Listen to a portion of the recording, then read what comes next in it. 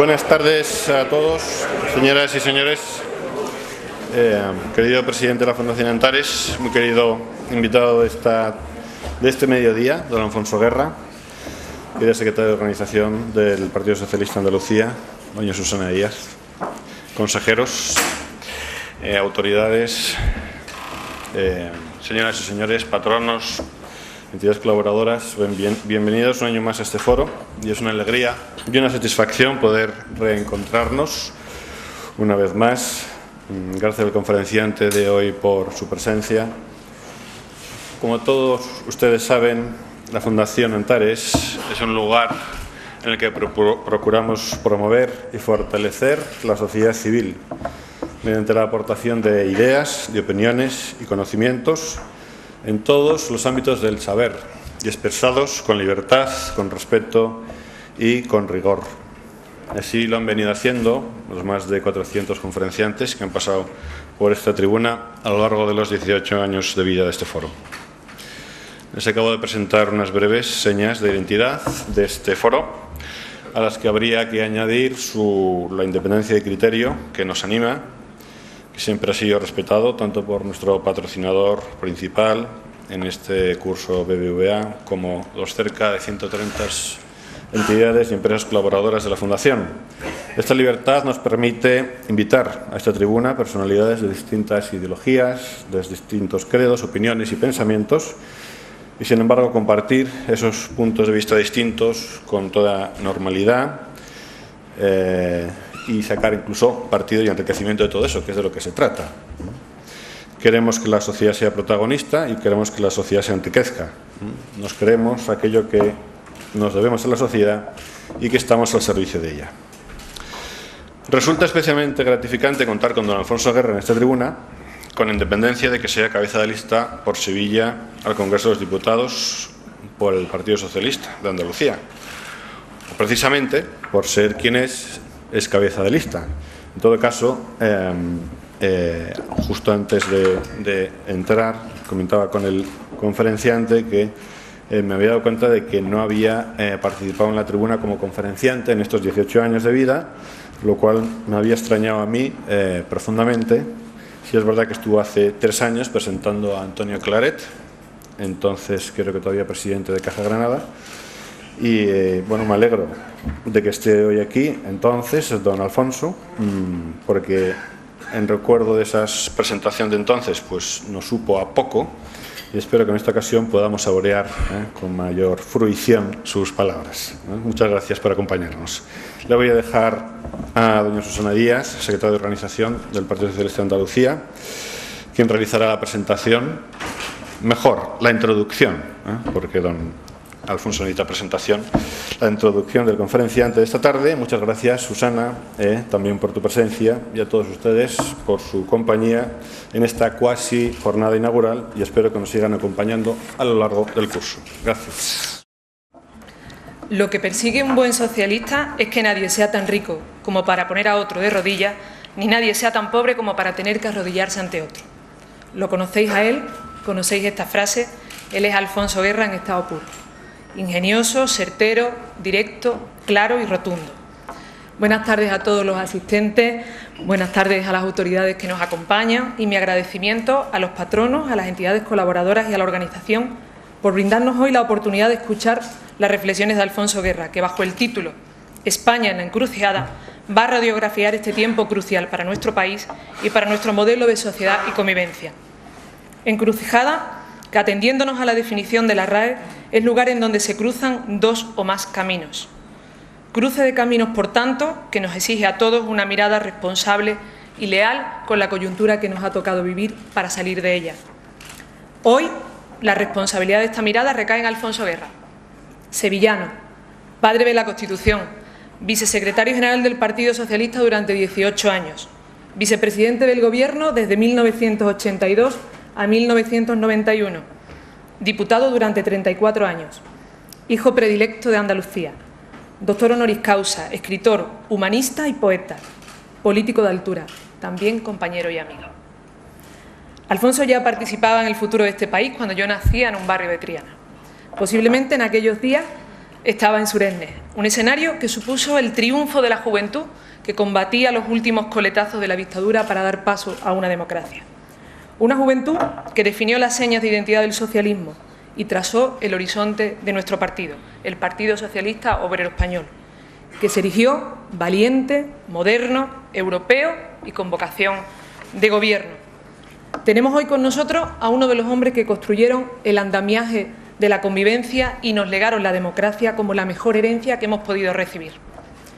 Hoy vivimos con satisfacción un nuevo triunfo de la democracia, que se ha hecho en estos días infinitamente más grande al derrotar a ETA. Una victoria de la democracia y la paz que nos merecemos. Nos merecemos iniciar ahora una hora más amplio, en libertad y en paz, ¿verdad, Alfonso? Alfonso es un ejemplo para mucha gente, en particular para los socialistas. Socialistas mayores y jóvenes, que hemos tenido en él un espejo en el que mirar de frente al socialismo como reivindicación permanente de nuestro compromiso con la libertad, con la igualdad, con el esfuerzo, con la justicia y con la libertad. Un hombre con visión de alcance que supo adelantarse y decirnos: a España no la va a conocer ni la madre que la parió. Conjugaba así en una sola frase toda la seguridad y la solvencia de lo que era capaz España, con ese sentimiento y esa sabiduría andaluza bien entendida en muchos rincones de España. Su vitalidad, su presencia, nos sigue recordando a muchos que el presente es una especie de atalaya, una torre vigía desde la que poder descifrar la repercusión de las decisiones del día a día en la construcción del futuro. Alfonso no ha pasado de puntillas por la historia reciente de este país. En esta legislatura ha sido el presidente de la Comisión Constitucional del Congreso, tarea desde la que nos muestra a todos y todas que él, que bien podría dedicarse a la actividad que quisiera, sigue comprometido con un profundo sentido de la política, sigue entregado a la tarea de legislar, a dignificar la política con mayúsculas. Trayectoria y presente que no pasan nunca desapercibidos, como tampoco su verbo ágil que no ha dejado indiferente ni a sus amigos ni a sus críticos. Dales caña, Alfonso. Así lo han jaleado por todos los rincones de España a lo largo de su recorrido en cada una de las campañas electorales. ¿Y qué más añadir a su inconfundible capacidad oratoria y a ese personal registro de empatía? Argumentación contundente y sencilla, brillante mordacidad que no pocas veces ha puesto, pone y pondrá contra las cuerdas a sus adversarios políticos. Hay frases y palabras suyas que forman parte del imaginario colectivo, que nos arrancan sonrisas y reflexiones y perduran en estos momentos que son complejos. Frases como: nosotros no queremos acabar con los ricos, queremos acabar con los pobres, pronunciadas por él, se entienden en toda su dimensión cuando la traducimos al idioma universal de la vivencia. Por eso es un orgullo recorrer con palabras la trayectoria de Alfonso Guerra, que es como recordar el despertar de nuestra España reciente y también el de una Andalucía renovada y sin complejos, más amplia en su dignidad, y una Sevilla que se ha transformado abriendo sus márgenes y sus fronteras. Cuando él estaba al frente de la vicepresidencia del Gobierno que compartió con Felipe González, llegó una oportunidad para realizar el cambio histórico que necesitaba Andalucía en general y Sevilla en particular. Fue la Expo en el 92, cuando mostramos a los ojos del mundo que España era una nación moderna y dinámica. Y Alfonso tuvo el empeño de redefinir la relación de España con el sur y convertir Sevilla en una ciudad con nuevas infraestructuras, una ciudad abierta al río, que derribó aquel muro de torneo que cegaba una parte de la ciudad a las certidumbres de la modernidad. Alfonso siempre ha dicho que no se gobierna para recibir reconocimientos, sino para transformar la realidad. Ahí tenemos el AVE. Alfonso lo explica bien en el segundo de sus libros autobiográficos, Dejando atrás los vientos, cuando dice: de todos los proyectos de infraestructura tenía la firme convicción de que el tren de alta velocidad AVE era la punta de flecha que señalaba el camino de la modernización. Recibimos fuertes presiones para que dedicáramos los recursos a una línea de ferrocarril que uniera Madrid con Barcelona o con Irún. Mi respuesta fue siempre la misma: si se monta un tren hacia el norte, no hay seguridad de continuar la instalación hacia el sur, pero si primero se dirige al sur, es bien seguro que también lo habrá en el norte. Ya lo dice tu admirado Machado: se hace camino al andar. Tú al sur le has dado más velocidad para andar su camino. Y no te equivocaste. En tu caminar te acompaña un compromiso ético y la idea de un mundo más justo y más humano. Te acompaña el coraje que has sabido imprimir a cada una de tus decisiones y has sabido contagiar a una organización como nuestro partido que sigue batallando por las causas que son más justas.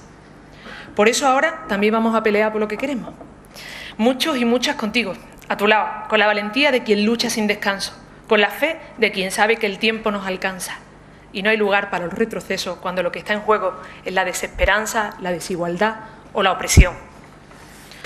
Porque algunas y algunas de los que estamos aquí hemos crecido con las puertas de la democracia ya abiertas, disfrutando de derechos que consideramos que no son propios e inalterables porque forman parte de nuestro día a día. La educación, la sanidad, la igualdad, la justicia, pero pueden dejar de serlo si no los preservamos. Y no olvidamos que han sido compañeros como Alfonso Guerra, quienes llevando a sus espaldas tiempos de lucha y defensa de la libertad, nos permiten decir con orgullo que somos hijos de la democracia. A Alfonso Guerra, padre de la Constitución, mi reconocimiento.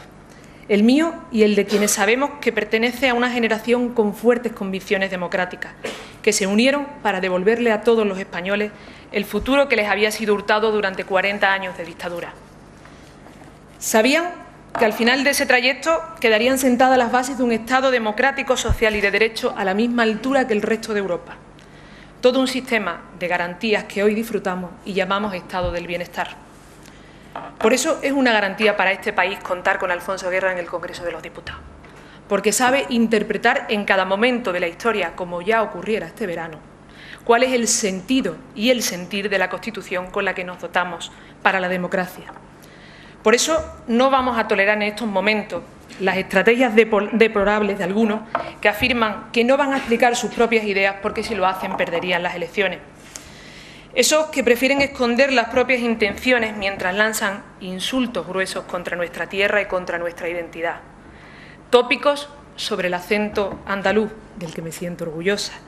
Prejuicios sobre el nivel educativo de los niños y niñas de Andalucía y desprecio a todo un pueblo que se ha hecho a sí mismo y ha salido adelante desde la igualdad de oportunidades, el esfuerzo, la cohesión social y la vertebración del territorio. Contra los prejuicios, los tópicos, la prepotencia y el desprecio tenemos la fuerza de la dignidad. Por eso es un lujo, Alfonso, tenerte en casa. Contar de nuevo en Sevilla como cabeza de lista a las elecciones del próximo 20 de noviembre con un hombre que nos sigue diciendo que no hay doctrina que valga más la pena que la dignidad de las personas. Un hombre que sigue estando en política porque quiere cambiar las cosas frente a los que nada quieren cambiar, porque a ellos les va bien así. Alfonso ha querido una vez más sumarse con generosidad al proyecto socialista. Sumar la experiencia del que ha sido diputado en las sucesivas elecciones parlamentarias desde 1977. Que ha sido diputado, es la única persona que ha sido diputado de forma ininterrumpida desde que se inició la democracia en España. Alfonso suma energía y suma garra. Y este año, en 2011, la Junta de Andalucía le ha otorgado el máximo reconocimiento como hijo predilecto de Andalucía. Ha premiado a un sevillano enraizado que hemos compartido con la historia reciente de este país. A un sevillano que ha dicho de su ciudad: Sevilla es un sueño cruzado por un río. Alfonso, el trabajo continúa y no me bajo de este atril sin decirte lo más importante. Gracias. Gracias a todos y con vosotros, Alfonso Guerra. Señoras, señores, amigos, compañeros, quiero agradecer a la Fundación Antares Foro y a su director general, don Fernando Seco, la invitación que me hacen a participar en una intervención, una conferencia dirigida a todos ustedes, a quienes le agradezco también, naturalmente, su presencia. En cuanto a la persona que ha dado la introducción, Susana Díaz, habrán notado ustedes que es un poco partidaria, que está un poco de acuerdo conmigo. Yo creo que le conozco bien. Lo habitual, saben ustedes, en esto de las presentaciones es que una persona que tenga un gran recorrido le dé la alternativa a una persona que comienza. Por eso ella, que es una pieza clave hoy en el socialismo andaluz, le da la alternativa a uno que empieza una campaña electoral. Nosotros hemos compartido una legislatura en el Congreso de los Diputados muy cerca el uno del otro y hemos tenido oportunidad de comentar muchas cosas y también de reírnos de algunas maldades, comentarios irónicos que yo acostumbro a hacer respecto a los acontecimientos que allí suceden. Susana es una mujer que tiene hoy una fuerza importante en el socialismo, pero tiene además un futuro importante en la política española. Y ser presentado por ella, con quien además me unen lazos de afecto grandes, cultivados, como digo, en el Congreso de los Diputados, es para mí un honor y te agradezco mucho, Susana, tus palabras, aunque sé que están movidas más por el afecto que por la inteligencia de mis virtudes, que son bastante más pequeñas de las que todo el mundo piensa. Mi concepto sobre mí mismo siempre es un poco peor del que tiene mi peor enemigo, que en todo caso, aunque me quiera matar, dirá que es muy inteligente. Pues no soy tan inteligente. Así que yo, modestamente, les voy a dar unas ideas alrededor de la frase que compone el título de la intervención, España en la encrucijada. Ustedes saben muy bien que estamos en este momento a las puertas, muy cercas, de unas elecciones. Pero yo no tengo hoy intención de hacer aquí un acto electoral. Quiero ofrecerles mi opinión, una opinión modesta, pero firme, con convicciones, del momento que estamos viviendo en el mundo, en Europa y, claro está, en España. Mi análisis no será meramente descriptivo, sino que comprometeré cuáles son mis posiciones. Si para alguno estas definiciones que yo haga son pruebas para su opción electoral, bien, pero mis palabras seguirán siendo defendidas por mí pasadas las elecciones. Lo que pretendo decirles es que mis opiniones van más allá del hecho electoral, aunque naturalmente mi compromiso con Sevilla, ciudad y su provincia no se diluye por mi visión política general. Les hablaré de algunas cuestiones que afectan intensamente a los sevillanos y a todos los españoles. España es un país que, aun siendo uno de los más antiguos de Europa, gusta plantearse cada algún tiempo una situación de encrucijada. Es el único país europeo donde con extraña continuidad se exponen dudas sobre quiénes somos, qué nación componemos y cómo dejar atrás un pasado cainita que ha dado lugar a varias guerras civiles. Tras la última, una larga dictadura limitó gravemente el avance del país, hasta que las fuerzas democráticas, entonces ilegales, y algunos personajes a los que debemos mucho, que provenían del otro régimen, comprendieron la necesidad del pacto para encarar un futuro mejor. Me encontré yo en el vórtice de aquel huracán de cambios que fue el proceso constituyente. La Constitución de 1978 suponía una intención de futuro de convivencia y los pactos de la Moncloa pretendían resolver el momento delicado de la economía española. En ambos procesos, para el largo y para el corto plazo, se logró un éxito claro, apoyado en el consenso que no es más que el método por el que todos los participantes renuncian a parte de sus postulados en beneficio del acuerdo común en el que nadie quede excluido. Si don Adolfo Suárez dio muestras de maestría política en el desmontaje del aparato autoritario y en la llamada al pacto, no pudo lograr un proyecto que construyera una nueva sociedad, a falta quizás de un armazón de partido político. Y la sociedad española dio su oportunidad al Partido Socialista. No teman, no haré de mi intervención una vitrina propagandística de los aciertos de los gobiernos socialistas.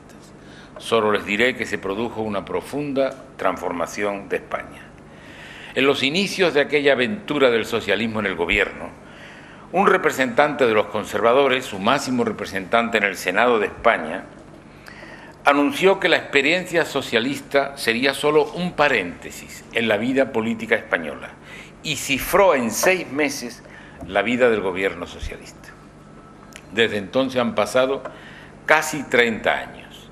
el paréntesis ha resultado ser la etapa de gobierno del Partido Conservador.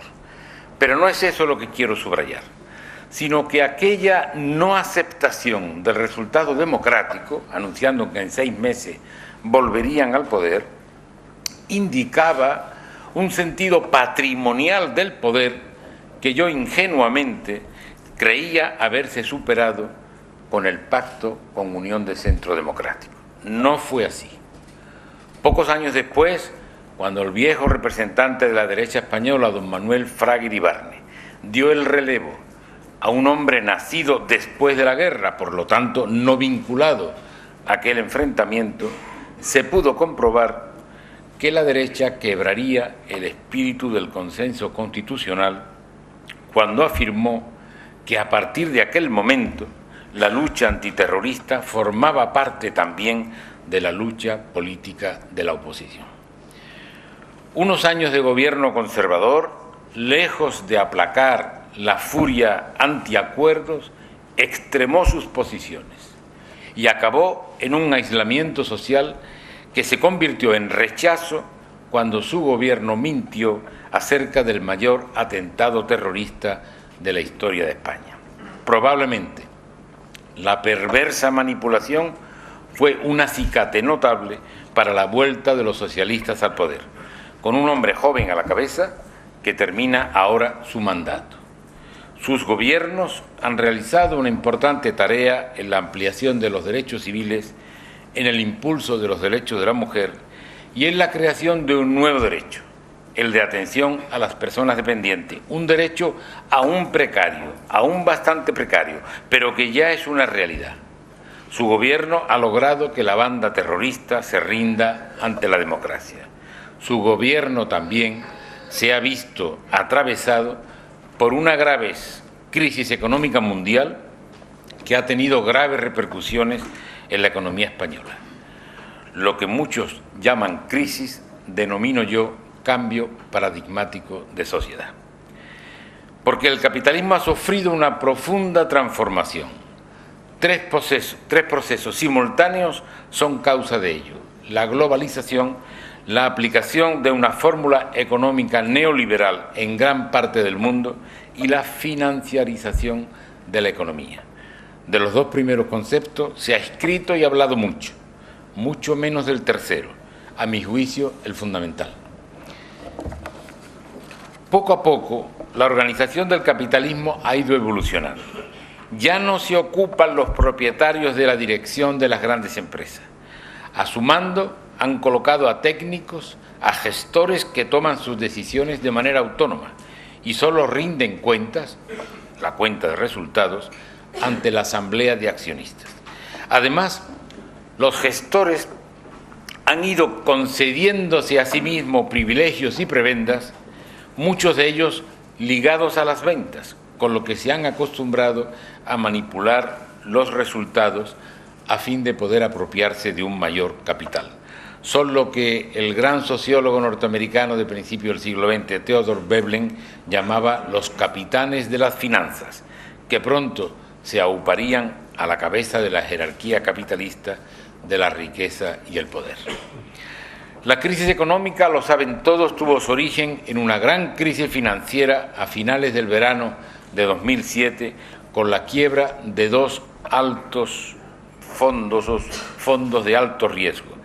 Esta fue la más clara manifestación del que el capitalismo separaba dos ámbitos, el de la economía real y el de los activos financieros. El primero dedicado a la fabricación de bienes físicos, de productos.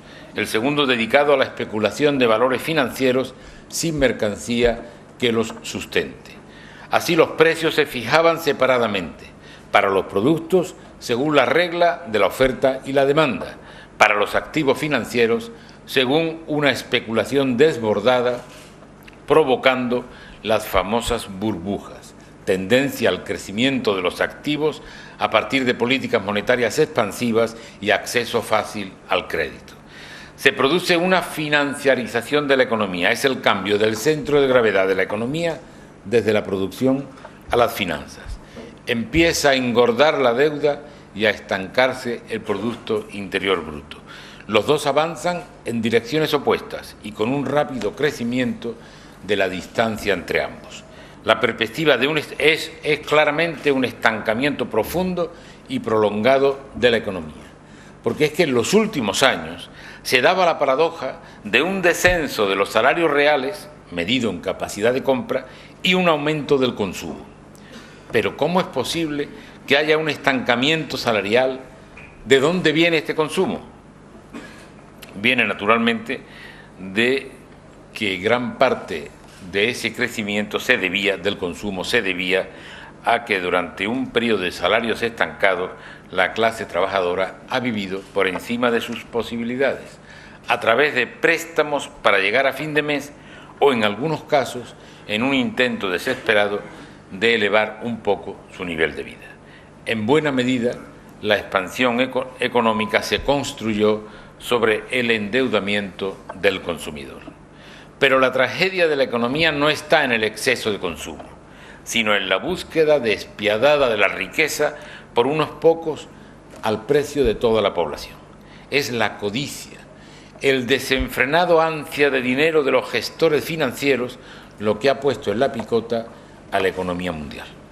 Las consecuencias de todo este tejemaneje financiero es el estancamiento de la economía, que podrá sí crecer, pero muy moderadamente, muy por debajo de su potencial y sobre todo con un alto desempleo y un considerable subempleo. Esta situación en declive de la economía se compadece mal con el auge del sector financiero, incluyendo bancos, sociedades de inversión, compañías aseguradoras y consorcios inmobiliarios, que de continuo inventan nuevas formas de ganar dinero. En un primer instante, cuando llegó la crisis, pareció que cambiarían seriamente las reglas del juego, pero pasado el susto grande y tras contar con el rescate, se ha vuelto de nuevo a las viejas prácticas. La quiebra económica, en todo caso, ha marcado un antes y un después. ¿Y cómo reaccionar desde posiciones que quieren ser progresistas?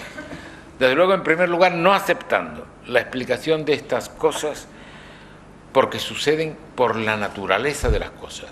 Es lo que hay. No es como la lluvia, es una obra de los hombres, en la búsqueda de la opulencia y el lujo, a costa de la necesidad de los demás.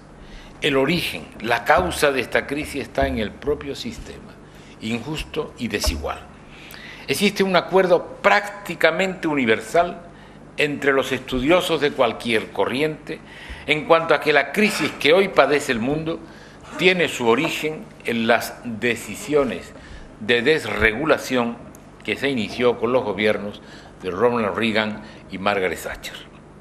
La conclusión que podemos extraer es que los mercados sin límites, sin regla, no son ni eficientes, ni estables, ni justos.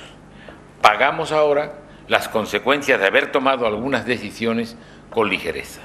La libertad de circulación de capitales, la independencia de los bancos nacionales, la independencia del Banco Central Europeo.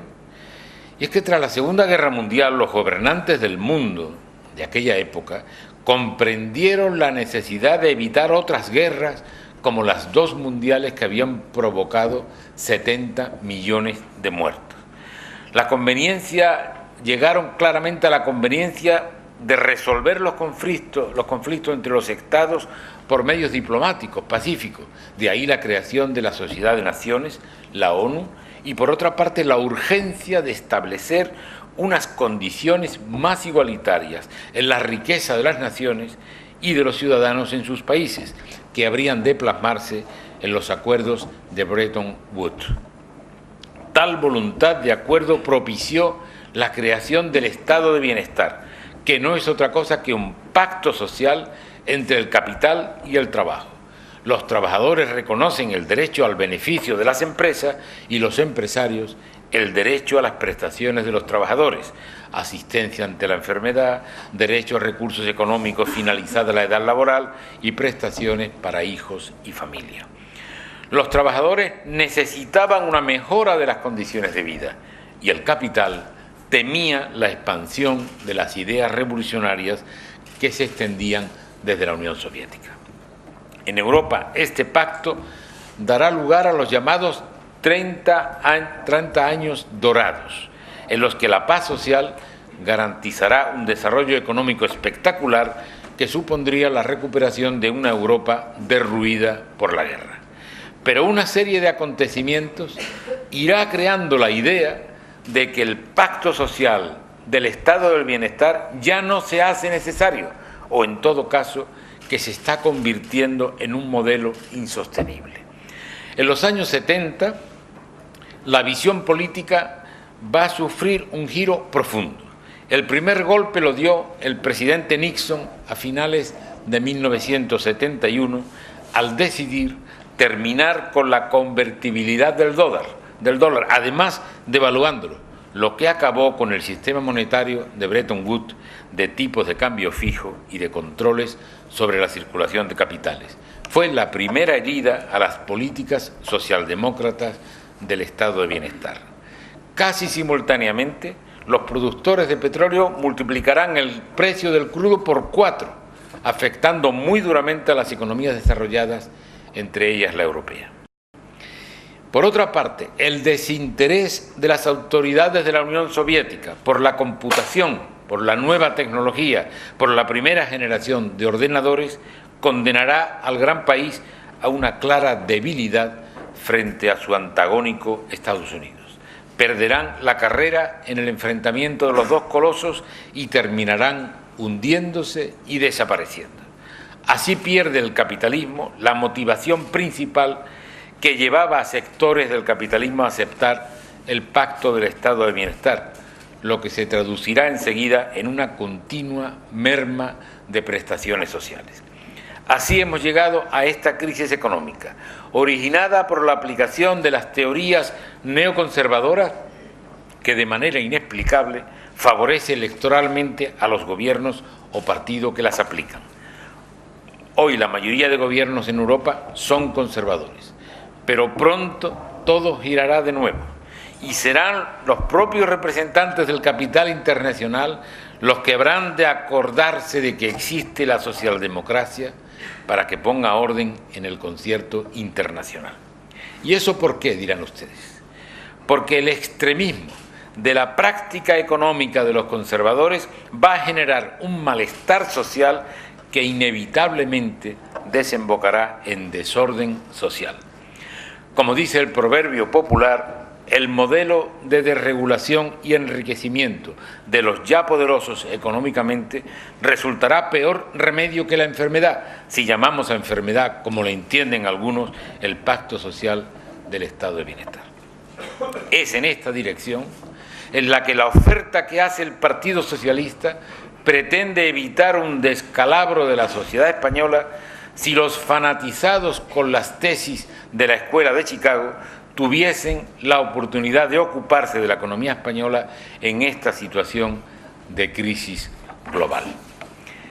Los responsables, aunque quizás este sustantivo no parezca el más acertado, los responsables de orientar la economía en el Partido Conservador pretenden que de aumentar la disponibilidad dineraria mediante reducciones fiscales de la élite económica de la sociedad, habrá de derivarse una mayor inversión en las empresas que supondría mejora para los trabajadores, pues crearían empleo y mejorarían las condiciones laborales de los operarios y empleados.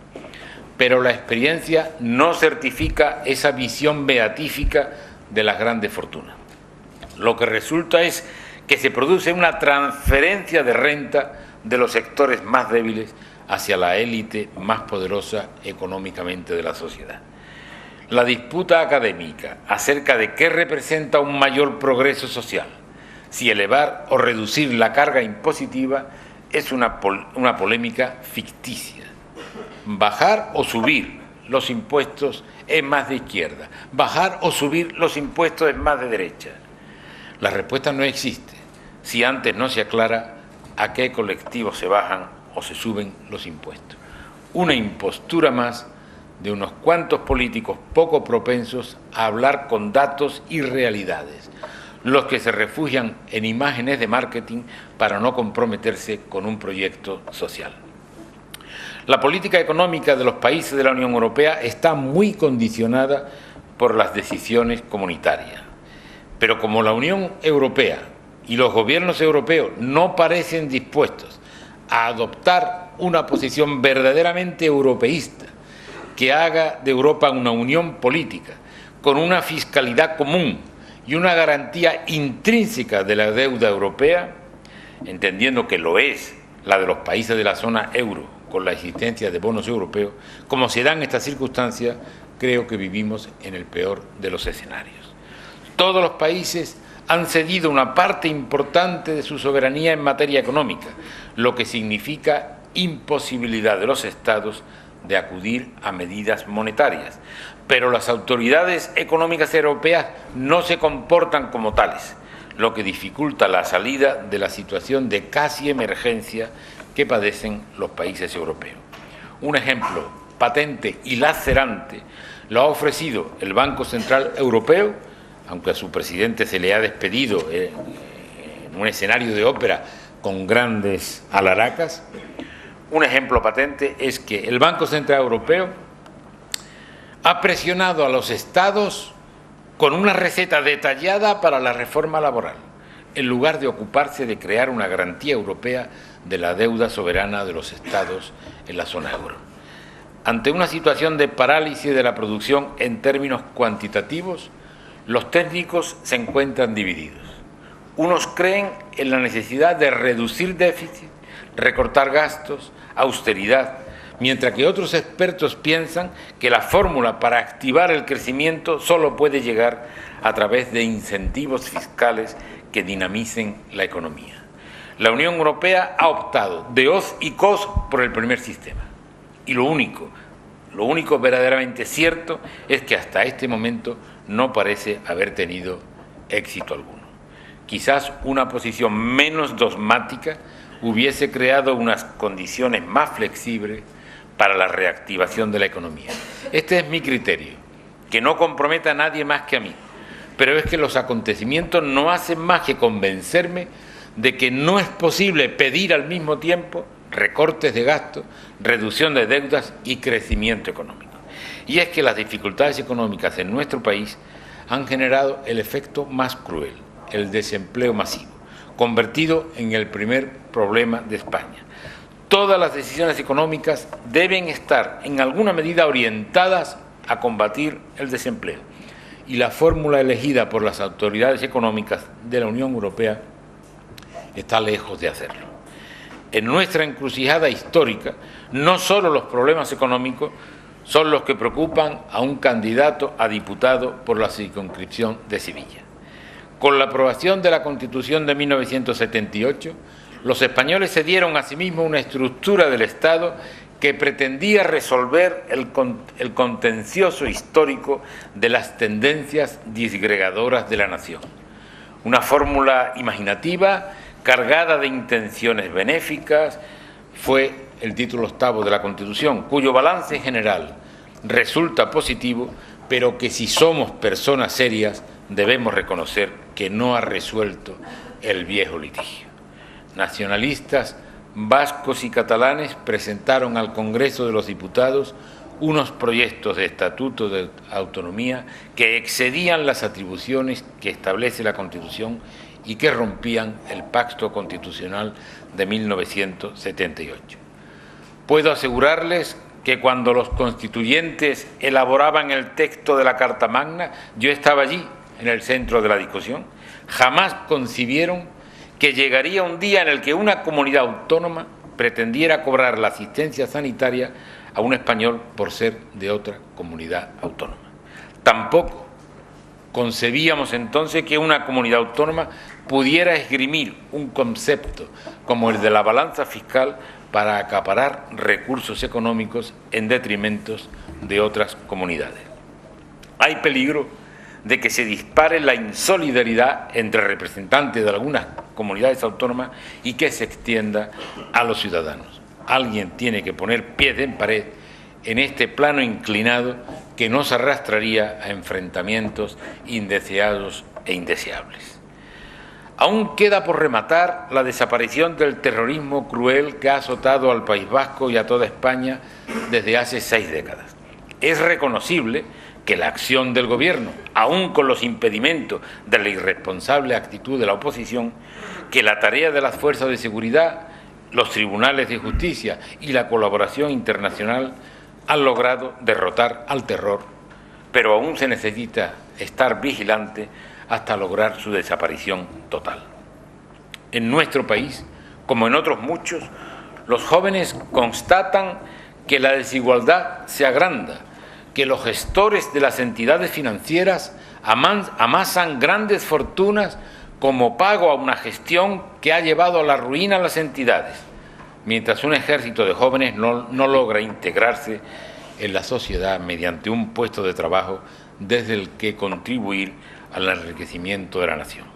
Se rebelan ante el conflicto que supone la pérdida del empleo, la pérdida de la vivienda, la exigencia de las entidades bancarias de prolongar su deuda después de recuperar la vivienda. A estos graves problemas debe responder el Gobierno que surja de las urnas si quiere evitar un distanciamiento de los ciudadanos con la red pública que puede conducir al desorden social. Las jóvenes generaciones tienen derecho a la verdad que hace libres, a que no se pervierta el lenguaje político. Al mismo tiempo que algún dirigente político proclama con solemnidad su compromiso con una educación universal, pública y gratuita, él mismo está expulsando profesores y permitiendo tasas ilegales en los centros concertados. Al mismo tiempo que un político clama por una sanidad pública y gratuita, al mismo tiempo está privatizando servicios sanitarios.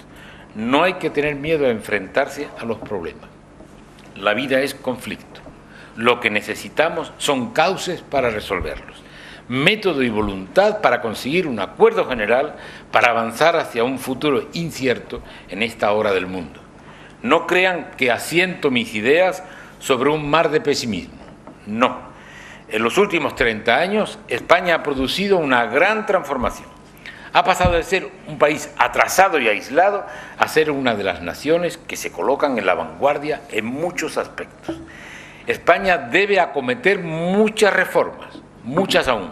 La primera es la de convencernos a nosotros mismos de lo que representa España. El tópico de un país que solo ofrece sol y playa y productos de la huerta debe dar paso a una realidad que ya ha dado pasos de gigante. Hace 30 años, la industria española necesitaba la renovación de su más elemental maquinaria fabril. Hoy España es una verdadera potencia tecnológica. Este cambio se ha producido, lo cual me llama mucho la atención, sin que nadie tenga interés en resaltarlo. Ni la política, ni los medios de comunicación, ni los ciudadanos han mostrado interés en señalar que España ocupa un puesto de liderazgo mundial en sectores dinámicos de la tecnología moderna. Seguimos recurriendo al tópico tercermundista cada vez que alguien ha de esperar 5 minutos más un autobús de la hora prevista. Mientras que una empresa española es líder mundial, la mejor del mundo, en productos de alta tecnología como radares tridimensionales o sistemas de control de tráfico aéreo. Somos el 7º país del mundo en operador mundial de telecomunicaciones por satélite. Recordarán ustedes el primer satélite en la playa de Huelva, en Arenosillo, aquel satélite que cayó en la misma playa. Ahora somos la 7ª potencia del mundo en comunicación por satélite. En el sector aeronáutico pertenecemos al grupo de 10 únicos países del mundo capaces de diseñar y construir un avión completo. Sevilla a la cabeza. En telefonía formamos parte del trío más importante del mundo con AT&T y China Telecom.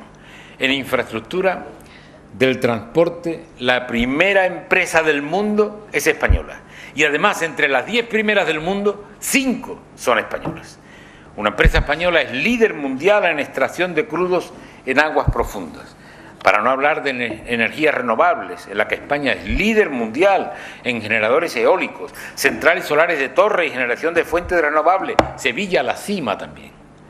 Es hora, pues, de expandir una idea que complete la imagen del país de sol, playa y alimentación. Que también, pero España es una potencia tecnológica. Les hablo así para desterrar la idea de que sobre nuestro país cae una condena histórica. No es verdad. De esta situación podemos salir triunfantes si recuperamos un cierto espíritu de consenso, el que dominó la transición democrática, si nos esforzamos en hacer del país una nación productiva, si apuntalamos el principio de justicia social y solidaridad. Para ello necesitamos muchos cambios. Los partidos políticos deben replantear sus mecanismos de funcionamiento, deben cumplir el artículo 6 de la Constitución. Los sindicatos tienen que modernizar su estructura, tienen que atender más a los intereses de todos los trabajadores, estén trabajando o no estén trabajando, estén sindicados o no estén sindicados, para evitar la tentación de defender en última instancia solo la estructura del sindicato.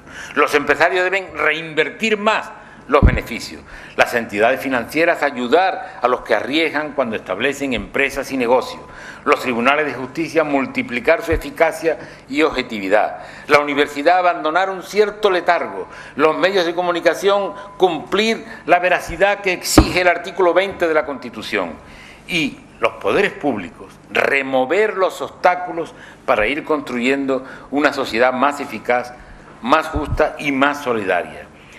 Para esto necesitamos una conciencia entre los españoles de los derechos que le asisten, pero también de los deberes que tienen que cumplir, con conciencia de derechos y de deberes. Y, por ejemplo, desechar la idea de que en cada pueblo tienen que tener universidad, AVE y aeropuerto. Y los responsables políticos tienen que aprender a decir no a las reclamaciones que no tengan sentido ni formas de pagarlas. Para todos estos objetivos, necesitamos que los ciudadanos en fechas próximas acierten en su elección. La complejidad de la situación exige una personalidad en la cúspide de la representación política que esté a la altura de las circunstancias. Un hombre inteligente, despierto, levantado, ágil, capaz. Nada sería menos conveniente encontrar en la cima de la política a un hombre con desidia, con galvana, tumbado, dormido, perezoso, indolente e indeciso. Pasados unos días, todos tendremos la posibilidad de expresar libremente nuestra preferencia. Mi deseo es que los españoles elijan lo mejor para su futuro. Pero las elecciones no son solo una selección de cuadros de gobierno. Se trata de optar por unas ideas o por otras. Es cierto que la situación económica mundial ha uniformizado los discursos políticos, pero existe un amplio margen de discreción entre las políticas neoliberales que triunfan en el mundo, pero que empobrecen a la población hasta situaciones de marginalidad, y los proyectos socialdemócratas, hoy no muy defendidos en la sociedad occidental, pero que son garantías de continuidad del estado de bienestar con la reforma que exigen los cambios que están produciéndose en el mundo. Estas son las opciones. Que cada uno se plantee cuál es la suya y que lo haga con conciencia y con libertad, y que sirva para que España supere esta nueva encrucijada. Muchas gracias.